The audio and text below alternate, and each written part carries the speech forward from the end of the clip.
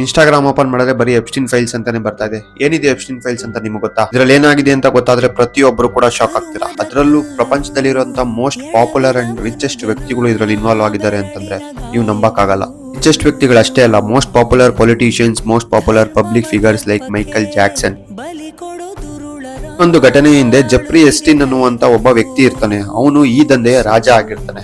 ಯಾರು ಪ್ರಪಂಚದಲ್ಲಿ most popular ಮತ್ತೆ ರಿಚೆಸ್ಟ್ ಪರ್ಸನ್ಸ್ ಇರ್ತಾರೋ ಅವ್ರನ್ನ ಅವನ ಒಂದು ಐಸ್ಲ್ಯಾಂಡ್ ಗೆ ಪಾರ್ಟಿಗೆ ಅಂತ ಇನ್ವೈಟ್ ಮಾಡ್ತಾನೆ. ಜೆಫ್ರಿ ಮನೆ ಒಳಗೆ ಹೋಗೋದಕ್ ಮುಂಚೆ ಅಷ್ಟೇ ಅವ್ರು ಮನುಷ್ಯರಾಗಿರ್ತಾರೆ. ಒಂದು ಸಲ ಆ ಮನೆ ಒಳಗಡೆ ಹೋದ್ರೆ ಅವರು ರಾಕ್ಷಸರಾಗ್ತಾರೆ. Child kidnapping, human trafficking, sexual harassment ಅಷ್ಟೇ ಅಲ್ಲ, ಅಲ್ಲಿ ಹೋಗ್ತಿದ್ದಂತ ಎಷ್ಟೋ ವ್ಯಕ್ತಿಗಳು ತಾವ್ ಹೆಂಗ ಕಾಣಿಸ್ಬೇಕು ಅಂತ 1 ವರ್ಷದಿಂದ 3 ವರ್ಷದ ಮಕ್ಕಳ ರಕ್ತನ ತಮ್ಮ ಮುಖಕ್ಕೆ ಹಚ್ಕೊಂತಿದ್ರಂತೆ. ಕಿಡ್ನಾಪ್ ಆಗಿರೋ ಎಷ್ಟೋ ಮಕ್ಕಳನ್ನ ನರಭಕ್ಷಕರ ತರ ಜೀವಂತವಾಗಿ ಸುಟ್ಟು ಅವ್ರನ್ನ ತಿಂತಾ ಇದ್ರಂತೆ. ಈ ಎಪ್ಸ್ಟೀನ್ ಫೈಲ್ಸ್ 2026ರಲ್ಲಿ ಲೀಕ್ ಆಗಿದೆ.